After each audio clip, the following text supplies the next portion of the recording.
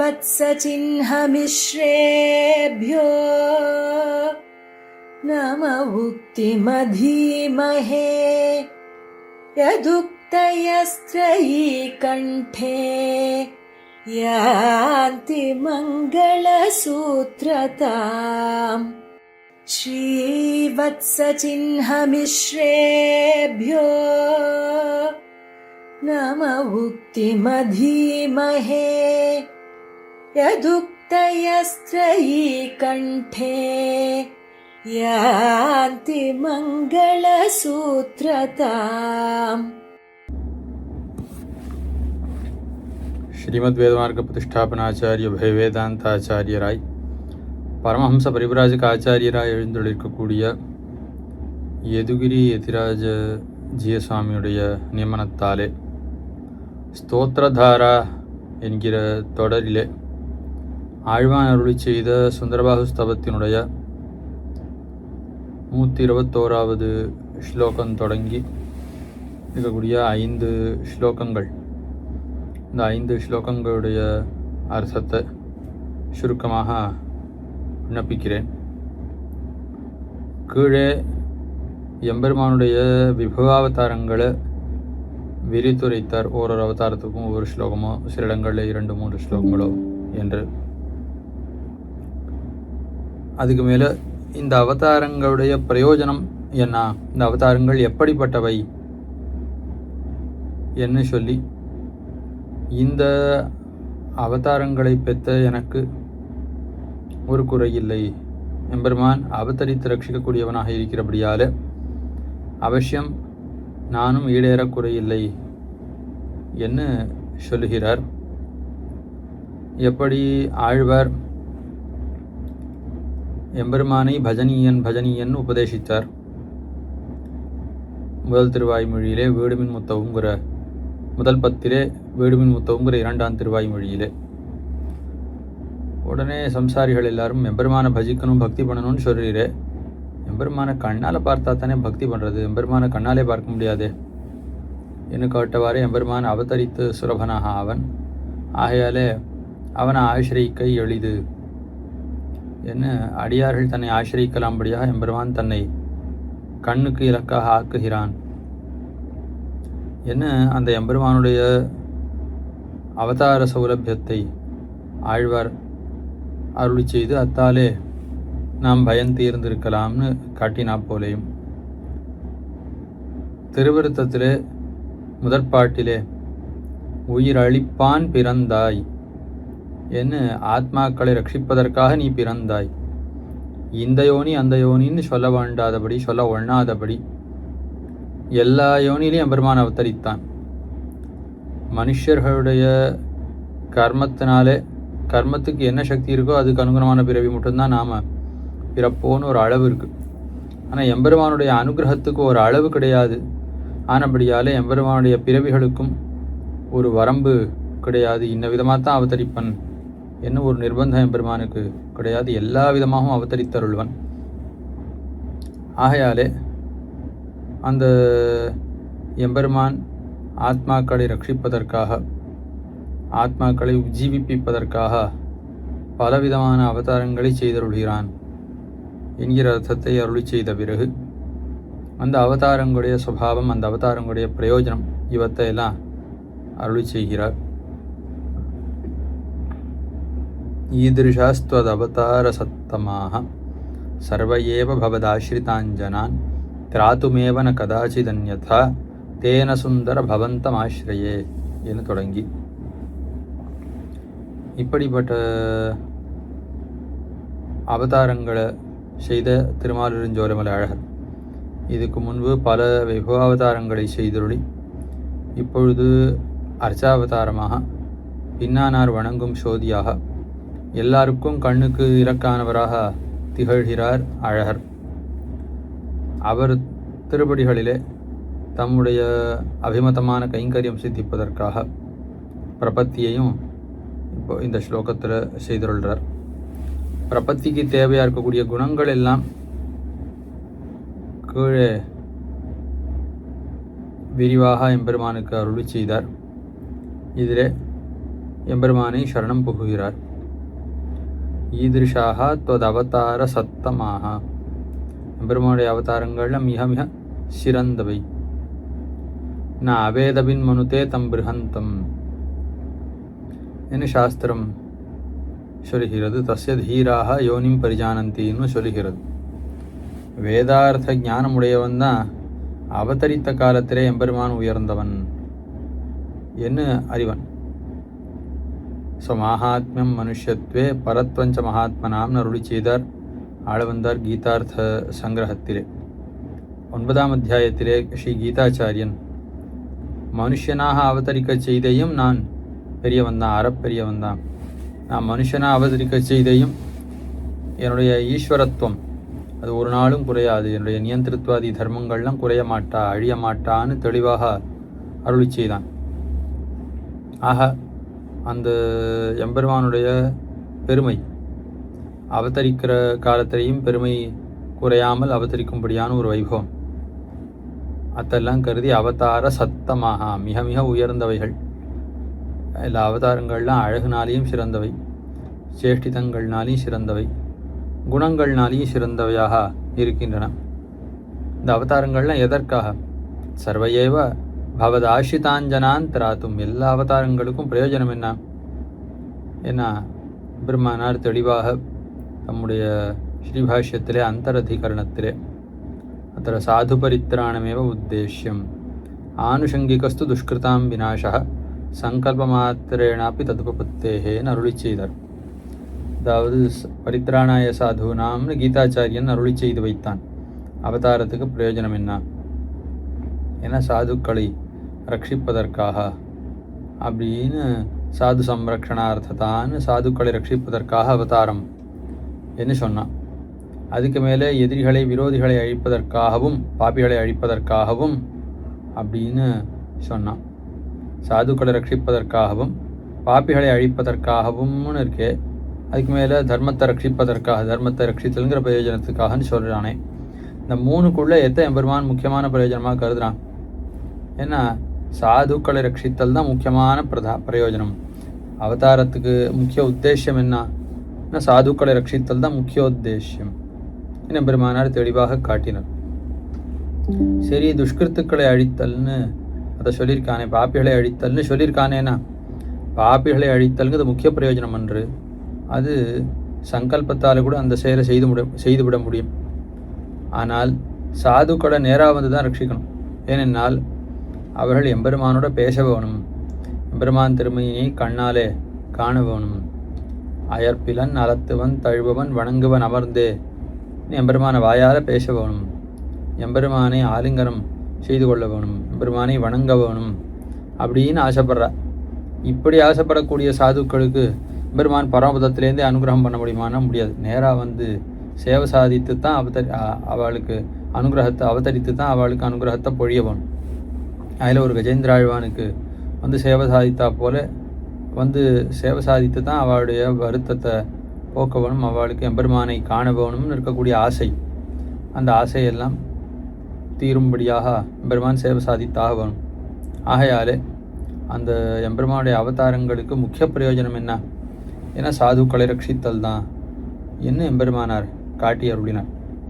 ஆகையாலே ஈதிருஷாக துவத் அவதார சத்தமாக அவனுடைய சிறந்த அவதாரங்கள் இருக்கின்றனவே. இந்த அவதாரங்கள் அத்தனையும் எதற்காக?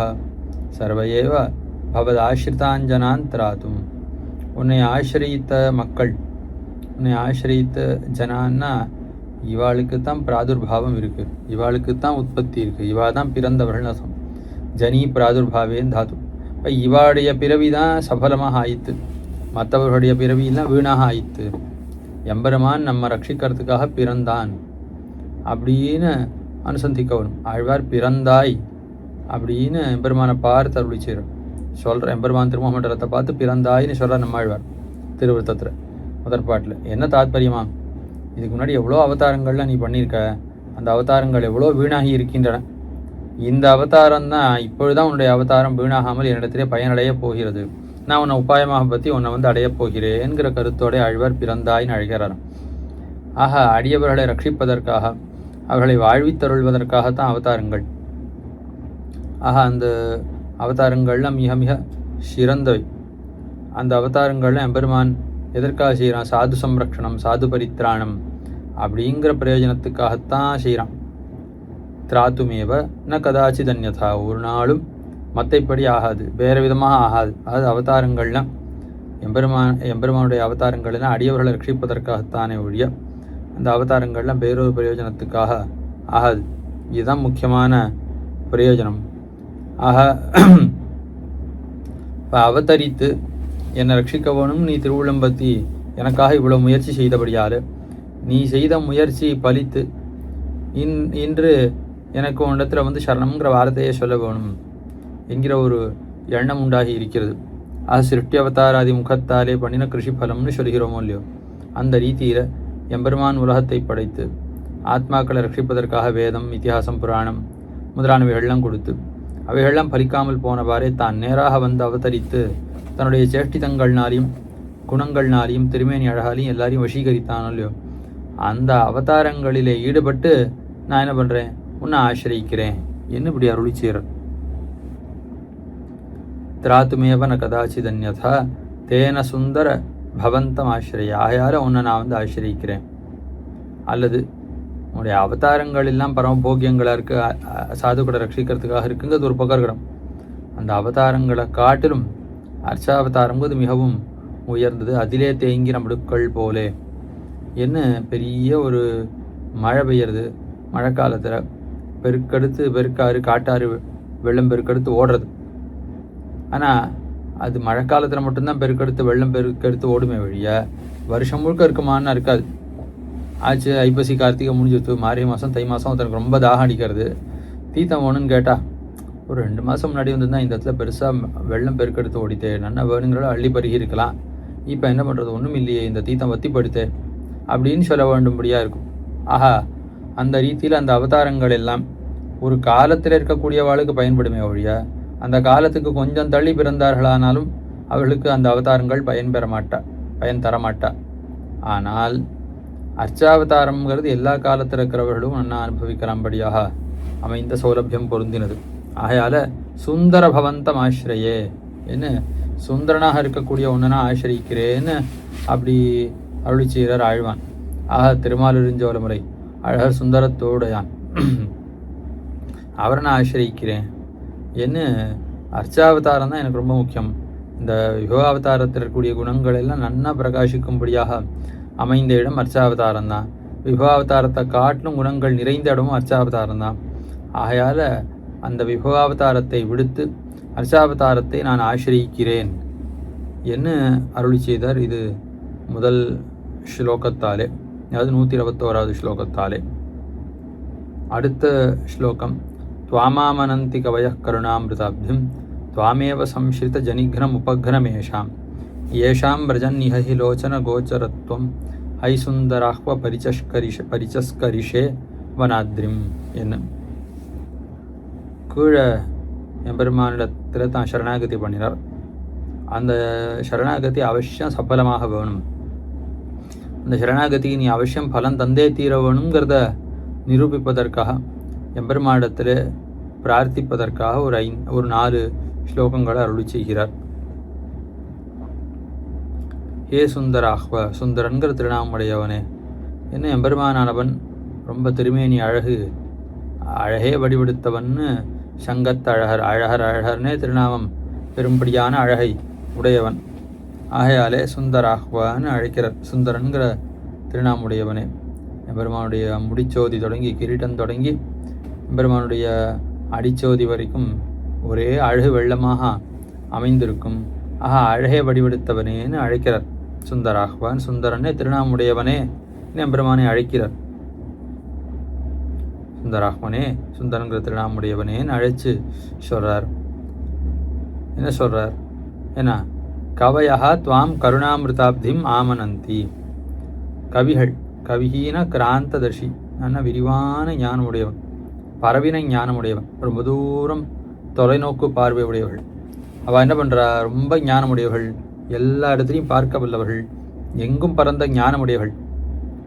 அவள் என்ன சொல்கிறா? அவனை கருணாமிருதாப்தி, கருணைக்கு கடல்னு சொல்ல, கருணையாகிற அமிர்தத்துக்கு கடல். அப்போ கருணை அவ்வளோ அமிர்தம் போல இனியதாக இருக்கும். அந்த அமிர்தம் கிடைக்கும்படியான கடலில் கருணையாகிற அமிர்தத்தாலேயே நிறைந்ததாக ஒரு கடல் இருந்தால் எப்படி இருக்கும்? அப்படிப்பட்ட ஒரு கடலாக உன்னை வர்ணிக்கிறார்கள் ஞானிகள் எல்லாரும். அவ்வளவு கருணையை வடிவெடுத்தவன் என்ன.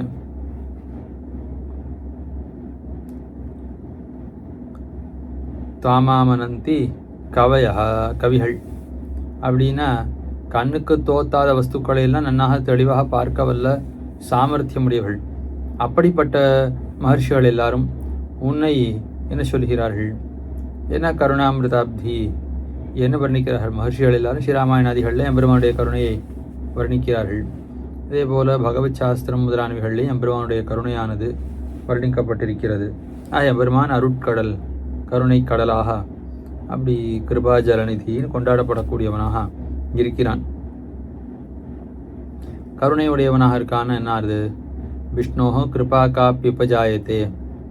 இந்த ஆத்மாக்கள் படக்கூடிய சிரமம், சம்சாரத்திலே இவர்கள் படக்கூடிய வருத்தத்தை கண்டு எம்பெருமானுக்கு ஒரு கருணை உண்டாகிறது. ஐயோ, இந்த ஆத்மாக்கள் இப்படி இவ்வுலகத்திலே நிலவுலகத்திலே சிரமப்படுகிறார்களே, இனி இவர்கள் படக்கூடிய சிரமத்தை போக்கடிக்க வேணுங்கிற எண்ணத்தோடு எம்பெருமானவன் இவர்களுக்கு எல்லா லாபங்களையும் உண்டாக்கி தர நினைக்கிறான். இவளுக்கு எப்படியாவது சரணாகதியை உண்டாக்கி முக்தர்களாக ஆக்க வேணும் என்று பாரிக்கிறான். ஆக கருணாமிருதாப்தின்னு அதனால் பெருமான் சொல்லப்படுறான். அதே போல் சம்ஸ்ருத ஜனிக்னம், உன்னை ஆசிரியத்தவர்களுடைய பிறவி அத்தையெல்லாம் போக்கடிக்கக்கூடியவன் அப்படின்னு சம்சாரங்கிற ஒன்று, பிறவிங்கிற அந்த துக்கம், அந்த துக்கத்தை போக்கடிக்கக்கூடியவனாக எல்லாருக்கும் ஆவிக்கோர் 10 கொம்பு அப்படின்னு எல்லாருக்கும் ஆலம்பனமாக பற்றுக்கோடாக சொல்லுகிறார்கள். ஆக உன்னை ஆசிரித்த அடியவர்களுடைய சம்சாரம், பிறவி அப்படிங்கிற துக்கம், அத்தை போக்கடிக்கக்கூடிய பற்றுக்கோடாக எல்லாரும் சொல்லுகிறார்கள். ஏஷாம் பிரஜன் நிகி லோச்சன கோச்சரத்துவம். இந்த லோகத்தில் ஆரோ சிலருக்கு லோச்சன கோச்சரத்துவம் பிரஜன்னு, சில பேருடைய கண்ணுக்கு தோத்தக்கூடியவனாக நீ ஆன. இப்பொழுது எங்கள் கண்ணுக்கு தோத்த மாட்டேங்கிற, ஆனால் அந்த காலத்தில் ஜன்மதாசு சிகதாசு மயான லப்தே அப்படின்னு லப்தம்னு அருளி செய்கிற ஆழ்வானே. திருவாய்ப்பாடியிலையோ ஸ்ரீ பிருந்தாவனத்திலேயோ ஒரு மண்ணாக, மண் துகளாக நாம் பிறந்திருக்கலாகாதா அப்படின்னு இப்படி ஆழ்வான் ஆசைப்படுறார். எம்பெருமானுடைய திருவடிப்பட்ட மண்ணா நாம் பிறந்திருக்கலாம், எம்பெருமானை அனுபவிக்க பெற்ற கோபிகைகள் திருவடிப்பட்ட மண்ணா நான் ஆகியிருக்கலாமேன்னு அப்படி ஆழ்வான் ஆசைப்படுறார். ஆகையால் அப்படி அந்த லோச்சன கோச்சரத்துவம் பிரஜன்னு, இன்னும் கண்ணுக்கு தோத்தக்கூடியவனாக நான் ஆகி, நீ ஆகி, வனாத்ரிம் பரிஜஸ்கரிஷே, முன்பு எல்லாருக்கும் கண்ணுக்கு இலக்கானவனா நீ ஆயிருந்த அவதாரத்தில் அத்தோடு இல்லாமல் இப்பொழுது என்ன பண்ணுற அப்படின்னா, அதே நீ விபவாவதாரத்தில் எல்லார் கண்ணுக்கும் இலக்கான நீயே இப்பொழுது அர்ச்சாவதாரத்திலே எல்லார் கண்ணுக்கும் இலக்காகி வனாத்ரிம் பரிச்சஸ்கரிஷே, திருமாலிருஞ்சோலை மலைக்கே நீ ஒரு அலங்காரமாக பரிஷ்காரமாக நீ ஆகிறாய். எம்பெருமானுக்கு அழகான அலங்காரன் மலை, ஏன்னா அலங்காரன்னு திருநாமம். ஏனென்னால் எம்பெருமான் என்ன பண்ணுறான்? அலங்காரியை சர்வைர் நிகதிதம் அலங்கார இத்தியா, நிகதிதம் அலங்கார இத்தியான்னு ஆழ்வான் தாமே கீழ் அருளி செய்தார். எம்பெருமானுடைய திருமேனியில் திருவாபரணங்களை எல்லாம் சாத்தினா திருவாபரணத்தை வெறும் கையில் எடுத்து பார்க்கலாம், அதே திருவாபரணத்தை சாத்தியும் பார்க்கலாம். அச்சாவதார எம்பெருமானுடைய திருமேனியில் திருவாபரணத்துக்கு அப்புறம் அவ்வளோ அழகாக நன்னா பொருந்தி அழகாக இருக்கும். இதே திருமேனிலேருந்து கலைந்து வெறும் திருவாபரணத்தை மட்டும் சேவித்து பார்த்தோன்னா சாதாரணமாக நம்மள்கிட்ட இருக்கிற ஒரு ஆபரணம் மாதிரி தான் இது இருக்குன்னு தான் தோற்றும். ஏதோ இது பெருசாக இருக்குது, நன்னா இருக்குது, அவ்வளோதான், ரொம்ப நன்னா இருக்குன்னு சொல்ல முடியாது. ஆனால் திருமேனியில் சேர்ந்தவாறு அது அவ்வளோ அழகோட தோத்தும். ஆக அந்த எம்பெருமான் என்ன பண்ணுறான்? ஆபரணங்களுக்கு அழகு கொடுக்கும் பெருமாள் அப்படின்னு சொல்கிறோமே, அந்த ரீதியில் ஆபரணங்கள்லாம் எம்பெருமானாலே எம்பெருமானுக்கு ஆபரணம் அலங்காரமாகுதுன்னு இல்லை, எம்பெருமான் ஆபரணங்களுக்கு அலங்காரமாக ஆகிறான். ஏன்னா ஆபரணங்களுக்கு எம்பெருமான் அலங்காரமாக இருக்கான். அதே போல் பெருமான் என்ன பண்ணுறான்? ஏன்னா திருமாலிருஞ்சோலை மலைக்கே ஒரு அழகானவனாக, ஒரு அலங்காரமாக, எப்படி அணி அணி அணிபுதுவை என்னெல்லாம் சொன்னால் சம்சாரத்துக்கு ஒரு ஆபரணமாக இந்த சிவிலியூத்தூர் ஆகிறதுன்னு சொல்கிறோம். அல்லது திலதம் உலகுக்காய் நின்னான உலகத்துக்கெல்லாம் ஒரு திலக்கமாக ஒரு மங்களமான ஆபரணமாக திருவேங்கடமலை அமைந்திருக்கிறதுன்னு சொல்கிறோமோ இல்லையோ, அந்த ரீதியில் இங்கே எம்பெருமானே என்ன பண்ணுறான், ஏன்னா திருமாலிருஞ்சோல மலைக்கு ஒரு ஆபரணமாக அழகான ஒரு திருவாபரணமாக எம்பெருமான் அமைந்திருக்கிறான். எல்லார் கண்ணுக்கும் தோத்தி திருமாலிருஞ்சோலைக்கே ஒரு அழகை ஊட்டக்கூடியவனாக எழுந்தொழியிருக்கான் அப்படின்னு சொல்கிறார். அப்போ பராசர பாராசரியாதிகள்லாம் சொல்லியிருக்கா. அதாவது வேதவியாச பகவான் என்ன, பராசர பகவான் என்ன, வால்மீகி பகவான் என்ன, இவாளும் ஒன்றா அருள் மழையை பொழியக்கூடியவன்னு சொல்லியிருக்கா. உன்னுடைய அனுகிரகத்தால் உலகமெல்லாம் வாழறதுன்னு சொல்லியிருக்கா. உன்னை ஆசிரியத்தவர்களுடைய சம்சாரத்தெல்லாம் போக்கடிக்கக்கூடியவன் நீ அப்படின்னு சொல்கிறா. அதே போல் எல்லாருக்கும் 10 கொம்பு நீதான்னு சொல்லியிருக்கா. சரி, அவள் சொல்லியிருக்கா, காதால் நான் கேட்டிருக்கேன். ஆனால் காதால் மட்டும் கேட்டால் போதாது, அதை நான் அனுபவிக்கலாம்படியாக என்னுடைய சம்சார பந்தத்தை நீ போக்கி தந்துட வேணும், என்னுடைய விரோதி நிவர்த்தியை நீ பண்ணி தந்துட வேணும், எனக்கு நீ ஒரு 10 கொம்பாக ஆக வேணும், ஆவிக்கு என்னுடைய ஆவிக்கு நீ ஒரு 10 கொம்பாக ஆக வேணும் அப்படின்னு இப்பொழுது பிரார்த்திக்கிறார். அடுத்த ஸ்லோகம். அசக்கியன்னோ கிஞ்சித் தவனச்ச நஜானாசி நிகிலம் தயாலுஹு க்ஷந்தாச்சாஸ்யஹமபி ந சாகாம்சி தரிதும் க்ஷமோதஸ்த்வச்சேஷோ ஹ்யகதிரிதி ச க்ஷுத்ர இதி ச க்ஷமஸ்வைதாவன்னோ பலமிஹ ஹரே சுந்தர புஜ எனும். பெருமான் பார்த்தான் உடனே. சரி, என்னமோலாம் சொல்கிறீர் நீர், துவாமேவ சம்ஷித ஜனிகிரம்னு சொல்கிறீர், உபகிரம்னு சொல்கிறீர், என்னமோலாம் சொல்கிறீர் என்னை பற்றி. ஏதோ வால்மீகி சொன்னாருங்கிறீர், பராசரர் சொன்னாருங்கிறீர், வேதவியாச பகவான் சொன்னார்னு சொல்கிறீர். எனக்கு ஒன்றும் அதெல்லாம் முடியாது ஆழ்வான். நீரும் உங்கள் காரியத்தை பார்த்துக்கொள்ளும், உங்களுடைய பாப்பத்தெல்லாம் போக்கி உமக்கு மோட்சம் கொடுக்குற சாமர்த்தியம்லாம் எனக்கு ஒன்றும் இல்லை, என்னால் முடியாதுன்னு சொல்ல அப்பொழுது ஆழ்வான் அருளிச்சேரர் அசக்கியம் நோ கிஞ்சித்துன்னு. உனக்கு அசக்கியமான ஒன்று நோ அப்படின்னா இல்லைன்னு அர்த்தம். ஏ சுந்தர புஜ, அழகான தோட உடையவன், உன்னுடைய தோல் அழகாலேயே எங்களையெல்லாம் வசீகரித்து உன்னுடைய தோல் பலத்தாலேயே என்னுடைய விரோதியெல்லாம் போக்கடிக்க வல்லவன். உனக்கு வேறு எதுவுமே வேண்டாம். அனுபாவியமாக இருக்கக்கூடிய தோல், போக்கியமாக பிராப்பியமாக இருக்கக்கூடிய தோல் அழகே தான் உபாயமாகவும் ஆகக்கூடியது. அதுவே விரோதிகளையெல்லாம் போக்கடிக்க வல்லது. ஆகையால் அருளிச்சீரார் அசக்கியன் நோ கிஞ்சித்து என்று. உனக்கு அசக்கியமான ஒன்று ஏதாவது உண்டானே, உன்னால் செய்ய முடியாதது அப்படின்னு ஏதாவது உண்டோ? வெறும் தோலழகாலேயே செய்ய வல்லவன். தோலழகே வேண்டாம், வெறும் சங்கல்பமே போதும், சங்கல்பத்தாலே எல்லாவற்றையும் நிறைவேற்ற வல்லவன் நீர். ஆக என்னுடைய விரோதிகள் எல்லாவற்றையும் போக்கடிக்கிற சாமர்த்தியம் அது இல்லைன்னு சொல்ல முடியாது. உன்னால் முடியாததுங்கிறதே ஒன்றும் கிடையாது. சர்வசக்தனாக இருக்கான் எம்பெருமான், அவனால் செய்ய முடியாத செயலே கிடையாது, எல்லாவற்றையும் செய்ய வல்லவன். பராசிய சக்தி விவிதைவா, இது மேலான சக்தி, எல்லா விதமான சக்தி எம்பெருமானிடத்தில் இருக்குன்னு இப்படி ஸ்ருதியும் சொல்கிறது. அதுக்கு மேலே நிக்கிலம் ந ஜானாசி அப்படிங்கிறது இல்லை. அதாவது எம்பெருமான் உலகத்தெல்லாம் தெரிந்து கொள்ளவில்லைங்கிறது தவறு. எல்லாவற்றையும் நன்னா தெரிஞ்சிருக்கான். அதுவும் நிகிலம்னா ஒன்று விடாமல் எல்லாவற்றையும் எம்பெருமான் அறிந்து கொண்டிருக்கிறான். அதாவது எம்பெருமானுக்கு ஆழ்வானுடைய விரோதிகள் என்னென்னு தெரியாது, எப்படி போக்கணும்னு தெரியாது, ஆகையால் போக்கலன்னு சொல்ல முடியாது. எல்லாவற்றையும் அறிந்து போக்கடிக்கிற ஞானம் உடையவன். அது சக்தியில் குறையில்லாத போல ஞானத்திலையும் குறவில்லை. உள்ளுவார் உள்ளித்தெல்லாம் உடனிருந்தறிதின்னு எல்லாரையும் அவ நினைக்கிற காலத்திலேயே அந்த க்ஷணத்திலே அறிய வல்ல சாமர்த்தியம் உடையவன். நன்னா அறிவும் பூர்ணமாக இருக்காக ஞான சக்திகள் இரண்டும் பூர்ணமாக இருக்கிறபடியாலே செய்ய வேணும் அப்படின்னு பிரார்த்திச்சார். சரி, இல்லை ஞான சக்திகள் இருந்தால் போதுமா, நான் எதுக்காக உமக்கு பண்ணணும், எனக்கு ஒன்றும் உமக்கு பண்ணணும் தோத்தலையேன்னா. தயாலுஹு க்ஷந்தாச்ச, ரொம்ப தயையே வடிவெடுத்தவனாக, தயை பொழிதலையே சுபாவமாக கொண்டவனாக எம்பெருமான் இருக்கான். ஆக அடியார்களுடைய அபராதங்களெல்லாம் பொறுப்பதையே சுபாவமாக கொண்டவனாக. ஜீவே துக்காகுலே விஷ்ணோஹோ கிருபா காப்பி. இந்த ஆத்மாவானவன் சம்சாரத்திலே தத்தளிக்கும் பொழுது எம்பெருமானுக்கு ஒரு நிர்ஹேதுக்கமான கிருப்பை உண்டாருது அப்படின்னு சாஸ்திரம் சொல்லுகிறது. ஆக கருணை பொழிதலையே சுபாவமாக கொண்டவன்.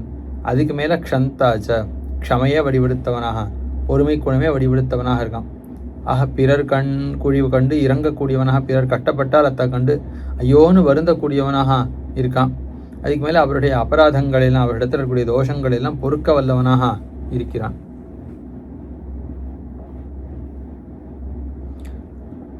தயாலுஹு க்ஷந்தா சாசி அகமப்பி ந சாகாம்சி தரித்தும் க்ஷமஹா. சரி, எம்பெருமானுடைய சுபாவத்தெல்லாம் சொன்னார். எம்பெருமானுக்கு ஞானத்து சக்தியில் குறவில்லை, எம்பெருமானுக்கு ஞானத்தில் குறவில்லை, எம்பெருமானுக்கு வைபவத்தில் ஒன்றும் குறவில்லை, கருணையில் குறவில்லை, எம்பெருமானுடைய பொறுமை குணத்தில் க்ஷமா குணத்தில் குறவில்லை, எம்பெருமானத்தில் எந்த குறவும் இல்லைன்னு எல்லாம் சொன்னார். சரி, ஆழ்வான் நீர் எப்படிப்பட்டவர்? அதுக்காக தம்மை பற்றி சொல்கிறார். அகமப்பி ஆகாம்சி தரித்தும் ந க்ஷமஹா. பாப்பங்கள், அந்த பாப்பங்கள் எல்லாம் போக்கிக் கொள்றதுக்கு எனக்கு எப்படி சாமர்த்தியம் இருக்குன்னா, எனக்கு எந்த சாமர்த்தியமும் இல்லை. எந்த ஒரு பாபத்தையும் போக்கிக் கொள்ள வல்ல சாமர்த்தியம் அற்றவனாக இருக்கேன். பாப்பங்கள்லாம் அப்படி கூடு பூரித்து கொண்டு ஒரு மேருமந்திர மாத்திரோப்பின்னு அப்படி பெரிய மலையளவுக்கு பாப்பங்களை நான் குவித்து கொண்டிருக்கிறேன். ஆகையால் பாப்பங்களை போக்கடித்து கொள்கிற சாமர்த்தியமும் எனக்கு இல்லை. அத்தா அப்படின்னா நீர் சக்தியுடையவரா, ஞானமுடையவரா, கருணையுடையவரா, பொறுமையுடையவராக இருக்கிறனாலையும் நான் இந்த பாப்பங்கள்லாம் என்னுடைய முயற்சினால் போக்கிக் கொள்ள வல்ல சாமர்த்தியமற்றவனாக இருக்கிறபடியாலேயும் துவச்சேஷ இதி உன்னுடைய அடியவன். இப்போ அடியவர்களுடைய பிழைப்பராகிரும் என்று சொல்கிறார்களே ஆழ்வார்கள்லாம். அந்த ரீதியில் தம் அடியார் தவறு செய்யக்கூடியவர்களால் தம்முடைய அடியவர்கள் இருந்தாலும் அத்தை பொறுப்பது தான் பெரியவர்களுடைய சுபாவம், பெரியவர்களுக்கு கர்த்தவியம் அப்படின்னு பெரியாழ்வார் அருளி செய்த ரீதியில் உன்னுடைய அடியவனாக நான் இருக்கிறேன் என்கிற காரணத்தால் என்னுடைய அபராதத்தை போக்க வேணும், பொறுக்க வேணும். கீழே சொன்ன காரணங்கள் இருக்குது. அதுக்கு மேலே அகத்தி ஒன்றை ஒழிய புகழொன்னு இல்லா அடியேன் அப்படின்னு ஆழ்வார் சொல்கிறார். அதே போல் அதாவது உலகமுண்ட பெருவாயா என்ன எம்பெருமானுடைய வைபவத்தெல்லாம் அருளி செய்து குலதோல் அடியேன் அப்படின்னு அருளி செய்கிறார். பழையதாக உன்னுடைய குலமாக உனக்கே அடிமைப்பட்டவன் அப்படின்னா ரொம்ப காலம் உனக்கே ஆசிரியத்தவன் தன்னுடைய பெருமையை சொல்லிக் கொண்டதில் ஆழ்வார், தம்முடைய பெருமையை சொல்லிக் கொண்டதில் ஆழ்வாருக்கு நோக்கு இல்லை. பின் எதற்காக ஆழ்வார் சொல்கிறாருன்னா, பரம்பரையாக உனக்கு மட்டுமே அடிமை செய்து போன்றவன் அப்படின்னா குலமாக உனக்கு தொண்டர்கள், குலங்குலமாக உனக்கு தொண்டர்னா உனக்கு மட்டுமே ஆட்பட்டிருக்கிறவா. அப்போ இந்த குலமாக ஒருத்தருக்கு தொண்டராகவே இருக்கக்கூடிய குலம்னா அவளை வேறு யாரும் ரட்சிக்க மாட்டா. அந்த சுவாமி ரட்சித்தா உண்டு, வேறு யாரும் ரட்சிக்க மாட்டா. ஆகையால் கர்ப்பதாசர்கள் என்ன நீ தான் ரட்சிக்க வரும், நீ கைவிட்டால் வேறு யாரும் ரட்சிக்கிறவா இல்லைன்னு தம்முடைய அனன்ய கதித்துவம் அத்தை சொல்லுகிறார். நாங்கள் வியாக்கியானம் பண்ணார். அந்த ரீதியில் இங்கே நான் அகத்தியாகவும் இருக்கேன், உம்மை ஒழிய வேறொரு ரட்சகன் அற்றவனாகவும் இருக்கேன், அதுக்கு மேலே க்ஷுத்ரனாகவும் இருக்கேன், தாழ்ந்தவன். மற்றவாள் என்னை ஏறெடுத்தும் பார்க்க மாட்டா, நீயும் கைவிட்டா எனக்கு வேறு யாரும் ஆள் கிடையாது. ஆகையால் உன்னுடைய கருணையாலே என்னுடைய தாழ்ச்சியை புண்மையாக கருதுவர்னு சொல்லப்பட்ட தாழ்ச்சியை பொருட்படுத்தாமல் என்னை ரட்சித்தருள வேணும் அப்படின்னு இப்படி பிரார்த்திக்கிறார். க்ஷமஸ்வ நீர் க்ஷமித்தருள வேணும், பொறுக்கிறதே பிரயோஜனமாக நீர் பொறுத்தருள வேணும். நகா ஏத்தாவத் பலம், எங்களுக்கு இவ்வளோதான் பலம் இருக்கு. அப்போ எதை விஸ்வசித்திருக்கேனா அப்படின்னா, நான் பாப்பமே வடிவெடுத்தவனாக இருந்தாலும் எம்பெருமானவன் சேஷபூத்தனாக இருக்கிறபடியால் ரட்சிப்பான், ஞானத்தை உடையவனாக இருக்கிறனால ரட்சிப்பான், சக்தி உடையவனாக இருக்கிறனால ரட்சிப்பான் அப்படின்னு எம்பெருமானுடைய குணங்களை அனுசந்திக்கிறது, என்னுடைய அஜ்ஞான சக்தி இவைகளை அனுசந்திப்பது, இதுதான் எனக்கு பலமே ஒழிய மற்றொன்றும் இல்லை அப்படின்னு எம்பெருமான் ரட்சிப்பதற்கு என்னிடத்துல கைமுதல்கள் ஏதாவது இருக்கான்னா ஒன்றும் கைமுதல் இல்லை. எங்களால் செய்ய முடிஞ்சது இவ்வளோதான். எம்பெருமானிடத்தில் குணங்களை விண்ணப்பம் பண்ணி பிரார்த்திக்கிறது, என்னுடைய தோஷங்களை விண்ணப்பம் பண்ணி பிரார்த்திக்கிறது, இவ்வளோதான் என்னால் பண்ண முடியுமே ஒழியா மற்றொன்று என்னால் பண்ண முடியாது அப்படின்னு அருளி செய்கிறார். க்ஷமஸ்வைத்தாவன் நோ பலம்ங்கிறதுல எங்களுக்கு இவ்வளோதான் பலம் அப்படின்னு பதங்களை பிரித்தும் வியாக்கியானம் பண்ணலாம். அல்லது ஏத்தாவன்னஹா அபலம் என்று பிரித்து எங்களுடைய அபலத்தை எல்லாம் பொறுத்தருள வேணும், எங்களுடைய தாழ்ச்சியெல்லாம் பொறுத்தருள வேணும், எங்களுடைய அபச்சாரங்களெல்லாம் பொறுத்தருள வேணும் அப்படின்னு இப்படியும் அர்த்தம் சொல்லலாம். அடுத்த ஸ்லோகம். லங்கா யுத்தஹதான் ஹரீன் த்விஜசுதம் சம்பூக தோஷான் மிருதம் சாந்தீபன்யபிஜம் த்விஜம் மிருதம் த்விஜசுதான் பாலாம்ச்ச வைகுண்டகான் கர்ப்பஞ்சார்ஜுனி சம்பவம் யுததரः ஸ்வேனைவ ரூபேணயः சுவாபீஷ்டம் மம மத்குரோஸ்ச ததசே நோ கிம்பனாத்ரீஸ்வர. கீழே ராமாவதாரம், கிருஷ்ணாவதாரம், இப்படி பல அவதாரங்களை பெருமான் செய்தருளினா. இந்த அதிமானுஷமான சேட்டிதங்கள் அவைகள்லாம் கீழே சொன்னார். அதில் ரொம்ப அதிமானுஷமாக இருக்கிற சில சேட்டிதங்கள், கீழே சொல்லப்பட்ட சேட்டிதங்களை காட்டிலும் மிகவும் செயற்கரிதான செயல்கள் சிலவத்தை சொல்லி, இவ்வளோ விலட்சணமான சாமர்த்தியம் உனக்கு இருக்குது, உன்னால் என்னுடைய பாப்பத்தை தான் போக்கடிக்க முடியாதான்னு, எனக்கு மோட்சம் கொடுக்குறதா உனக்கு அசக்கியமானு, யாராலும் நினச்சே பார்க்க முடியாத செயல்களை செய்ய வல்ல உனக்கு ஏன் ஒருத்தனுக்கு மோட்சம் கொடுக்கறது என்ன கஷ்டமானு கேட்கிறார். ஹே வனாத்ரீஸ்வர, திருமாலிருஞ்சோலை ஒரே காடாக இருக்கக்கூடிய திவ்யதேசம், சோலையாக இருக்கக்கூடிய திவ்யதேசம், அந்த சோலை மலைக்கு தலைவரே சுவாமியேன்னு பிரார்த்திக்கிறார், பெருமானை அழைக்கிறார். லங்கா யுத்ததான் ஹரீன், இந்த ராவண யுத்தம் நடந்த காலத்தில் ராவணன் ஒன்று நியமிச்சிருந்தான், பெருமாளும் ஒன்று நியமிச்சிருந்தார். எந்த வானரர்கள் கொல்லப்பட்டாலும் அவர்களுடைய சரீரத்தை ரட்சித்து வைக்க வேணும் அப்படின்னு பெருமாளும் ஒரு நியமனம் பண்ணியிருந்தார். அதே போல் ராவணனும் எந்த ராட்சசன் அழிந்தாலும் உடனே அவனுடைய உடலை கடலிலே போட்டு விட வேணும் அப்படி ஒரு நியமனம் அவன் பண்ணியிருந்தான். ஏன்னா மற்ற ராட்சசர்கள் வந்து பார்க்குற காலத்தில் பார்க்க இடமெல்லாம் ராட்சசருடைய பிடமாக இருந்தால் அதை கண்டு அவர்களுக்கு பயம் அதிகமாக இருக்கும், அவருடைய உற்சாகம் குலைந்து போகும் அப்படிங்கிற ஒரு கவலையாலே ராவணன் அழிந்த ராட்சசர்களை பற்றின விவரம் மற்றவர்களுக்கு தெரியலாகாதுன்னு மறைக்க பார்த்தான். பெருமாள் எல்லா அழிந்த தமக்காக பிராணன தியாகம் பண்ணின வானர முதல்கள் எல்லாரையும் உயிர்ப்பிக்க வேணும்னு திருவிழம்பத்தி யாரெல்லாம் பிராணன் போக பெற்றார்களோ அவள் எல்லாரையும் ரட்சித்து வையுங்கோள்னு சொல்லி, இதுக்கு மேலே தாம் முடிவில் இந்திரனிடத்தில் சொல்கிறதுங்கிறது வியாஜம். அது தாமா தம்முடைய சக்தியினாலே இறந்து போன வானர்கள் எல்லாரையும் அப்படி உயிர்ப்பித்தார் பெருமாள். லங்கா யுத்த ஹதான் ஹரீன், லங்கையிலே நடந்த யுத்தத்திலே கொல்லப்பட்ட ராமராவண யுத்தத்திலே கொல்லப்பட்ட குரங்குகள் எல்லாரையும் உயிர்ப்பித்தவர் பெருமாள். அதுக்கு மேலே ஷம்பூக தோஷான்மிருத்தம் துஜசுதம், ஷம்பூக்கன்னு ஒருத்தன் தபஸை செய்வதற்கு தகுதியற்ற ஒருத்தன், அவன் தபஸ் செய்யறதுக்கு தகுதியற்ற ஒருத்தன் தபஸை செய்தபடியால் அவன் செய்த பாப்பத்தினுடைய பயனாக ஒரு பிராமணனுடைய புத்திரனுக்கு அகாலத்திலே மரணம் ஏற்பட, அந்த பிராமணன் இப்படி அகாலத்தில் எனக்கு மரணம் ஏற்படுறது அது காரணம் நீ சரியாக ராஜ்யம் ஆளலைன்னு தான் அப்படின்னு பெருமாளிடத்தில் வந்து முறையிட, பெருமாள் ஒன்றே நாரத பகவானுடைய ஒரு ஆலோசனத்தின் பேரில் அவர் விமானத்தை எடுத்துட்டு புஷ்பக விமானத்தை எடுத்துட்டு எல்லாத்தையும் தேடி பார்த்து இவன் தலைக்கீழ்னு தபஸ் பண்ணுறதை பார்த்து இவனால் தான் ஏற்பட்டதுன்னு அறிந்து அவனுக்கு தண்டம் கொடுத்து அவனை அழித்து இறந்து போன இந்த குழந்தையும் மீட்பித்தார். ஆகா, அயோத்தியாவாசியான ஒரு பிராமண புத்திரன் அவனை உயிர்ப்பித்தார். ஆகா, அழிந்த ஒருவனையே மீட்கிற சாமர்த்தியம் உடையவன் நீ.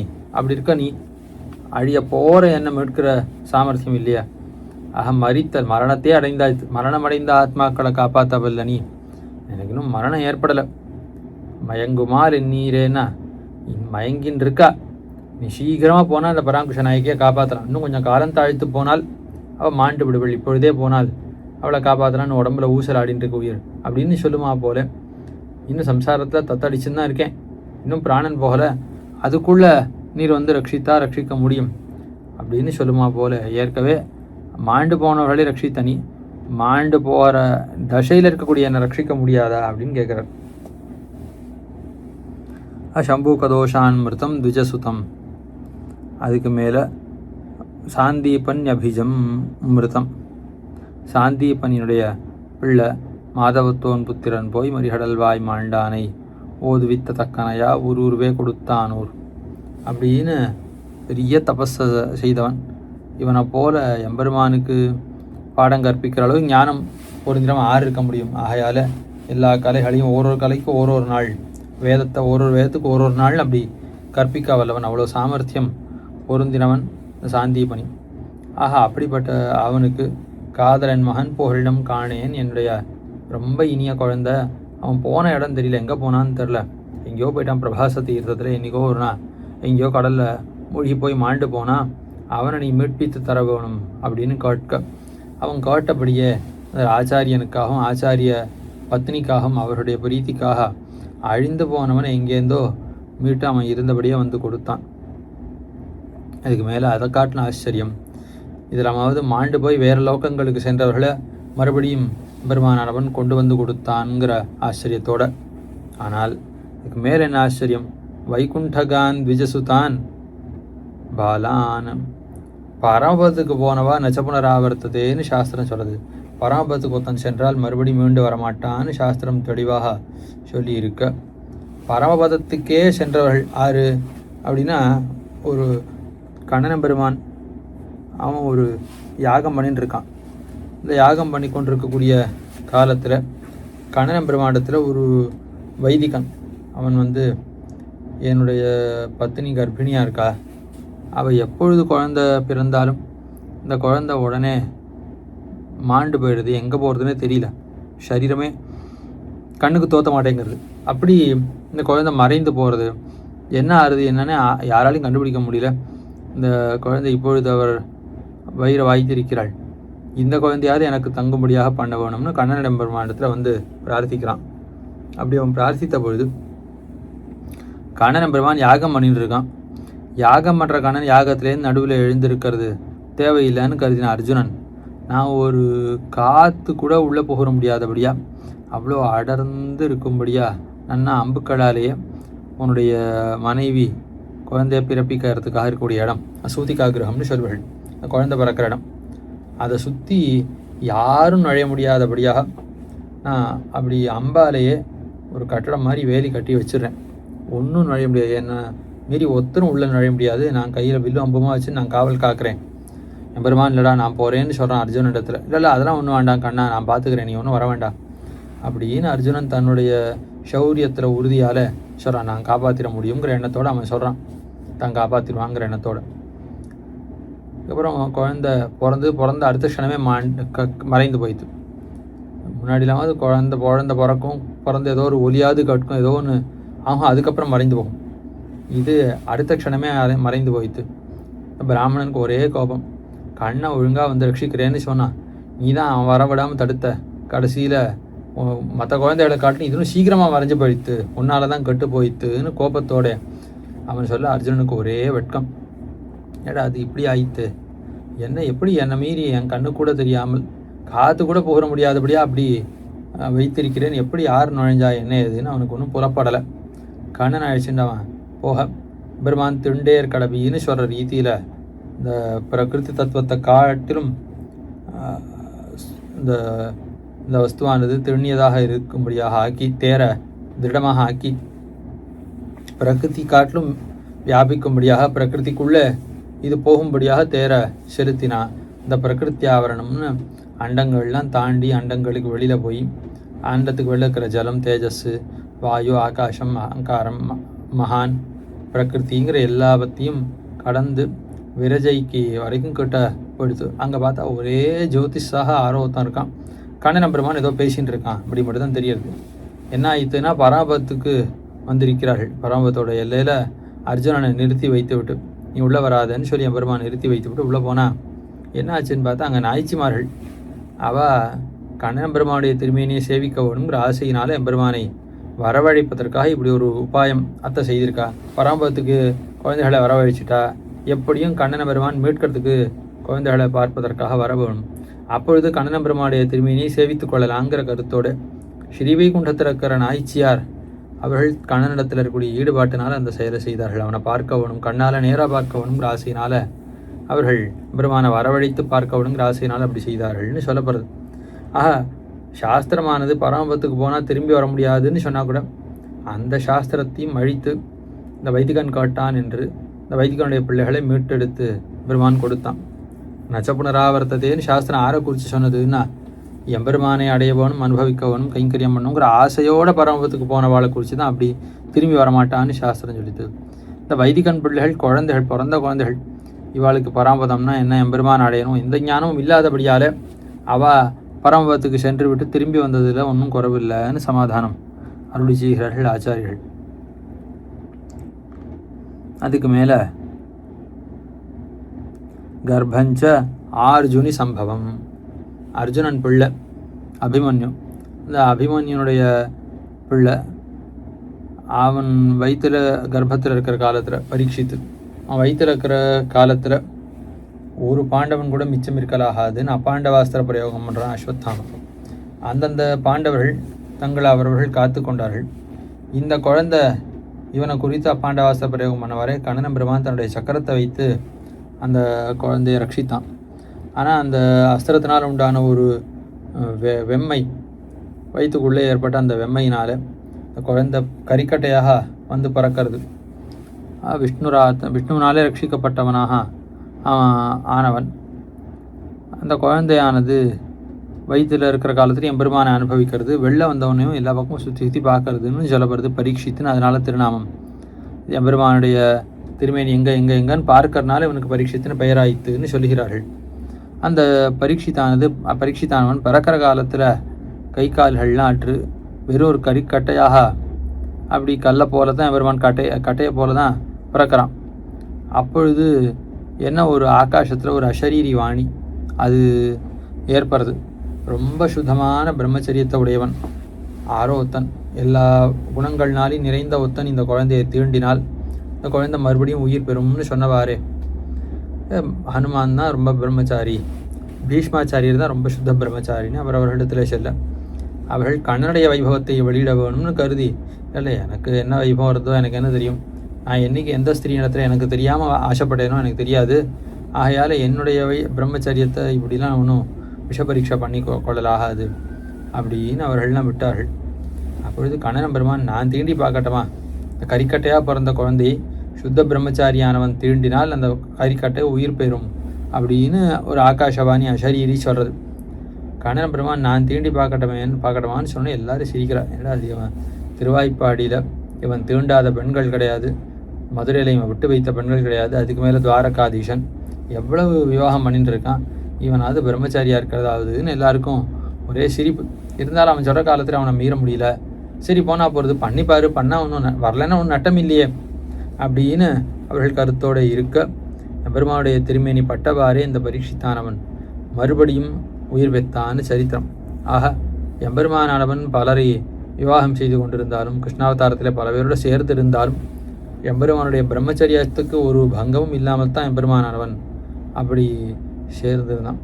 அவாவாளை வாழ்விக்கிறதுக்காக எம்பெருமான் அவர்களோட சேர்ந்திருந்தானே ஒழிய எம்பெருமானுக்கு அந்தந்த ஸ்திரீகளோட சேர்றதுனால ஒரு போகம், ஒரு சந்தோஷம், வீரியஸ்கலனம் அப்படிங்கிறது உண்டான அதெல்லாம் ஒன்றும் கிடையாதுன்னு நாம் இதிலேருந்து தெரிந்து கொள்ளலாம்.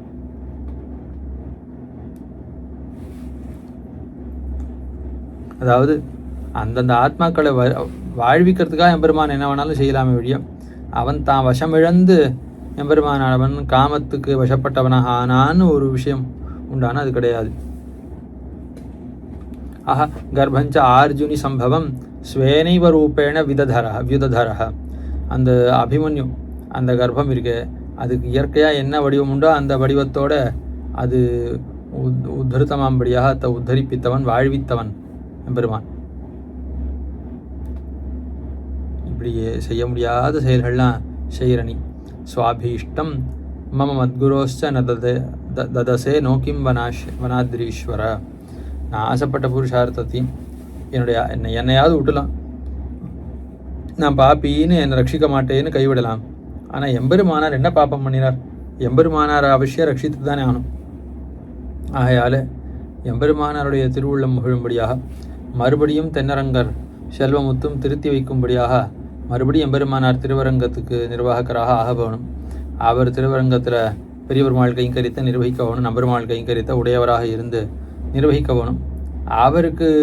அவர் அனுபவித்து கொண்டு அவர் கைங்கரியம் பண்ணி கொண்டு நானும் அவருடைய திருவடிவாரத்திலே இருக்க வேணும். இதுதான் ஆழ்வான் ஆசைப்படக்கூடிய ஒரு கைங்கரியம். ஆகையால் நான் ஆசைப்படக்கூடிய ஒரு புருஷார்த்தம், பெருமானார் ஆசைப்படக்கூடிய ஒரு புருஷார்த்தம் அத்த தந்தருளல் ஆகாது. அதாவது கிருமிகண்டனால் உண்டான உபதிரவம் எல்லாம் நீங்க பெற்று மறுபடியும் ஸ்ரீரங்க ஸ்ரீ தழைத்தோங்க பெருமானார் திருவரங்கம் பெரிய கோயிலிருந்து உடையவராக இருந்து உபய விபூதி நிர்வாகத்தையும் பண்ண வேணும், அத்த நீ தான் தந்தருள வேணும்னு திருமாலிருஞ்சோலமல் அழகரிடத்திலே பிரார்த்திக்கிறார். அடியனுக்கும் அடியனுடைய ஆச்சாரியரான எம்பெருமானாருக்கும் விருப்பப்பட்டு அந்த கைங்கரியத்தை கொடுக்கக்கூடாதா அப்படின்னு கொடுக்க மாட்டியான்னு? ஆனால் அவசியம் கொடுப்பன், எனக்காக கொடுக்காட்டியும் எங்கள் ஆச்சாரியர் எம்பெருமானாருக்காக அவசியம் எம்பெருமான் கொடுப்பன் அப்படிங்கிற நிச்சயத்தோடு தான் இந்த ஸ்லோகத்தை அருளி செய்து அதை கேள்வி கேட்குறார். அதுக்கு மேலே ஆயோத்திகான் சபசு கீட திருணாம்ச ஜந்தூன் கிங் கர்மணோனுபத கீதிருஷ வேதனாட்யான் சாயுஜ்ய லப்ய விபவான் நிஜ நித்திய லோகான் சாந்தானிகான் அகமயோ வனசைலநாத. இதுக்கு மேலே துர்வாசமானவன் பிரார்த்தித்த பிரகாரத்தில் அதாவது எம்பெருமானும் யமதூத்தனும் வந்து பேசின்னு இருக்கா. அது பிரம்மாவனத்திலேயும் அந்த தூத்தனும் பேசின்னு இருக்கா. நடுவில் யார் வந்தாலும் அவளை கொல்ல போகணும் அப்படின்னு சொல்லி தான் அவன் உள்ளே வந்து தேவதூதன் வந்து பேச வந்திருக்கான். அப்பொழுது துர்வாசாமானவன் வந்து பெருமாளை நான் பார்க்கணும், இந்த க்ஷணமே பார்க்கணும், ஒருவேளை நீ பார்க்க விட ராம வம்சத்தையே சபிப்பேன்னு இளையபெருமாளை பார்த்து மிரட்டுறான். அப்பொழுது தான் ஒருத்தர் போனால் தான் ஒருத்தரை மட்டும் கொல்ல வேண்டி வரும். ஏனென்னால் உள்ள நுழைஞ்ச தேவதூதன் என்ன பிரார்த்திச்சிருக்கான், நானும் பெருமாளும் பேசுகிற காலத்தில் யார் வந்தாலும் அவளுடைய பிராணனை வாங்க வேண்டியதுன்னு அப்படி பிரார்த்திச்சுட்டு இருக்கான். ஆகையால் உள்ள நுழைஞ்சால் இளைய பெருமாளுக்கு மட்டும் ஹானி, உள்ள நுழையாமல் துர்வாசாவை போக விடாமல் தடுத்தால் அப்பொழுது நான் துர்வாசா பெருமாளையும் பெருமாளுடைய வம்சத்தையும் சபிப்பர், எல்லாருக்கும் பெரிய தீங்கு ஏற்படும். ஆஹா, உள்ள நுழைஞ்சால் என்ன மட்டும் தானே பெருமாள் கொல்ல வேண்டி வரும்.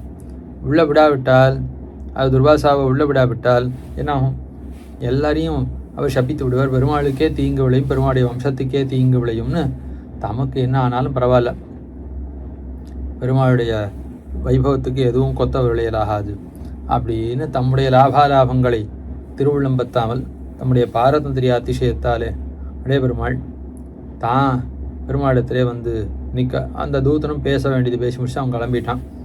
அதுக்கப்புறம் துர்வாசா ஒன்றும் இல்லை, வேறு அவனை அனுகிரகம் பண்ணிட்டு போகலான்னு தான் வந்தேன்னு சொன்னார். அவர் அனுகிரகம் பண்ணிவிட்டு இளைய பெருமாளை பிரிய வேண்டி வந்தது.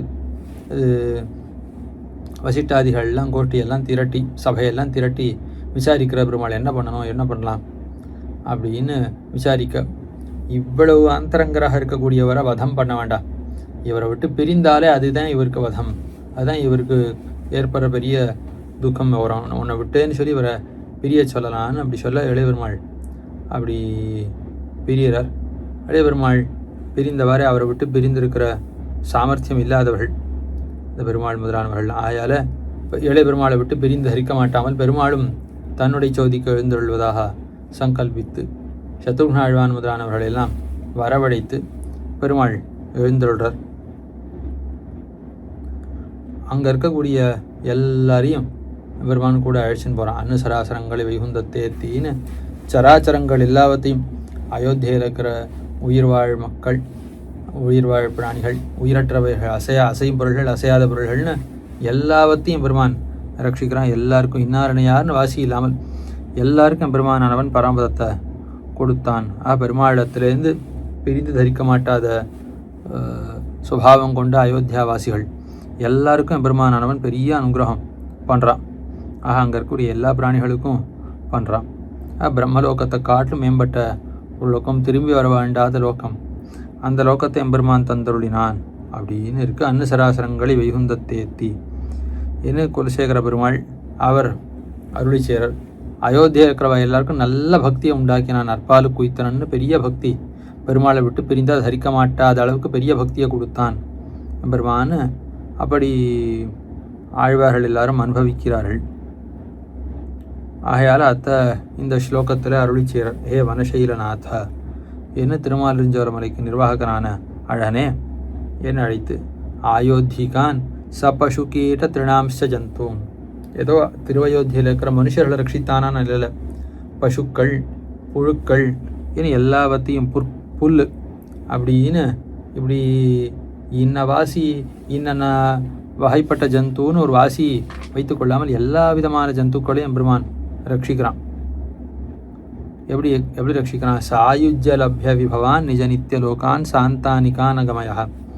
சாயுஜ்ய லோகம்னு சொல்லப்படுறதே ஸ்ரீவைகுண்டத்தில் சாயுஜ்யம்னு உயர்ந்த மோட்சம், எம்பெருமானுக்கு நிகரான அனுபவம், எம்பெருமானுக்கு நிகரான குணங்கள்னு எல்லாவற்றையும் பெற்று அனுபவிக்கிற அந்த அனுபவம் இருக்கே, அந்த அனுபவம் கிடைக்கும்படியான லோகங்கள் சாந்தானிகங்கிற லோகங்கள். அந்த லோகங்களை இவர்கள் அடையும்படியாக அப்படி எம்பெருமானவன் அனுகிரகம் பண்ணினான். ஸ்ரீவைகுண்டத்துக்கு நிகரான ஸ்தானங்கள், மிகவும் அனுகூலங்களாக சென்றவாறே திருப்பி வர வாழ்ந்தாதபடியான வைபவமுடையவைகள். அங்கே எம்பெருமானாலும் இவர்கள் அடையும்படியாக அந்த லோகத்தை சென்று கிட்டி வாழும்படியாக எல்லாருக்கும் அனுகிரகம் பண்ணினான். ஆழ்வான் கேட்குறார், சரி அவளுக்கெல்லாம் நீ மோட்சம் கொடுத்தியே, கிங் கர்மணா, அவள் என்ன புண்ணிய கர்மத்தான் விட்டிச்சா, எந்த கர்மயோகத்தான் விட்டிச்சான்னு நீ கொடுத்த. கீதிருஷ வேதனாட்யான், அவளிடத்துல எந்த ஞானம் புஷ்கலமாக இருந்தது, எந்த ஞான யோகம் அவளுக்கு என்ன எவ்வளோ புஷ்கலமாக இருந்தது, கர்மயோகம் இருந்ததா ஞான யோகம் இருந்ததா, எதனால் நீ இப்படி அவளுக்கு மோட்சம் கொடுத்த. அவள் இடத்துல கர்மயோகமோ ஞான யோகமோ பக்தி யோகமோ ஒன்றும் இல்லாதிருக்க செய்தே, வெறும் உன்னுடைய நிர்ஹேதுகமான கிருப்பையினாலே அவர்களுக்கெல்லாம் மோட்சம் கொடுத்தார் போலே எனக்கும் நிர்ஹேதுகமான கருணையினாலே கொடுத்துள்ள வேணும் அப்படின்னு காட்பதில் ஆழ்வானுக்கு இவ்விடத்தில் நோக்கு. இங்கே அயோத்திகான்னு சொல்லாமல் அயோத்தியகான், ஏன்னா அயோத்தியில் இருக்கக்கூடியவர்கள், அயோத்தியா சம்பந்திகளாக இருக்கக்கூடிய அயோத்தியகான்னா அயோத்தியான்னா அயோத்தியோட தொடர்புடைய தேசங்கள்னு அர்த்தம். அயோத்தியகாக ஏன்னா அயோத்தியில் மட்டும் இருக்கிறவாளை மட்டும் வாழ்விக்காமல் அயோத்தியோட தொடர்புடைய தேசங்கள் இருக்கிறவாளையும் எம்பெருமான் வாழ்வித்தருடினான், இப்படி ஒரு அர்த்தமும் சொல்லப்படுறது. இந்த காட்டில் அயோத்திகான்னு திருவயோத்தியிலே வாழக்கூடியவர்கள், திருவயோத்தியிலே பிறந்தவர்கள் அப்படிங்கிற அர்த்தம் தான் பெரும்பாலும் பாட்டத்தில் வியாக்கியான சொல்லப்படுற அர்த்தம், வழக்கத்தில் இருக்கிற ஒரு பாட்டம்.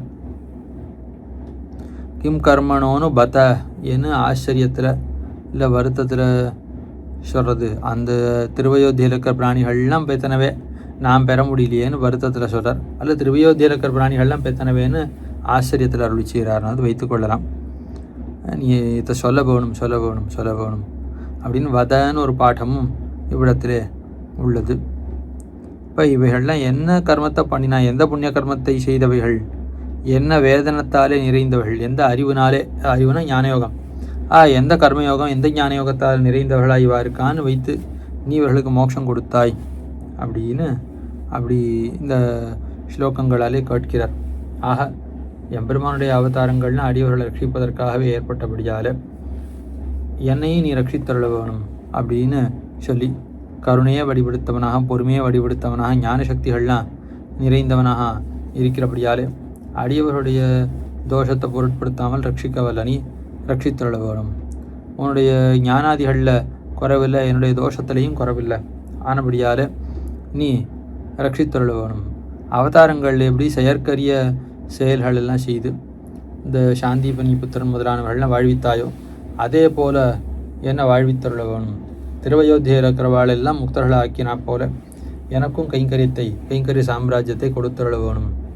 ஏன் இப்படி பலவிதமாக இந்த 5 ஸ்லோகங்கள்னால ஆழ்வான் திருமாலிஞ்சோலமர் அழகிடத்தில் பிரார்த்தித்து கைங்கரித்த பெற்றார். திருவரங்கம் பெரிய கோயிலில் நித்தியவாசம் பண்ணி பெருமாள் கைங்கரியம் பண்ணுற புருஷார்த்தம் என்ன, அதற்கு பிறகு பராபதநாதனுக்கு பண்ணக்கூடிய கைங்கரியமாகிற புருஷார்த்தம் என்ன, இரண்டையும் பெற்றார் என்று சரித்திரம்.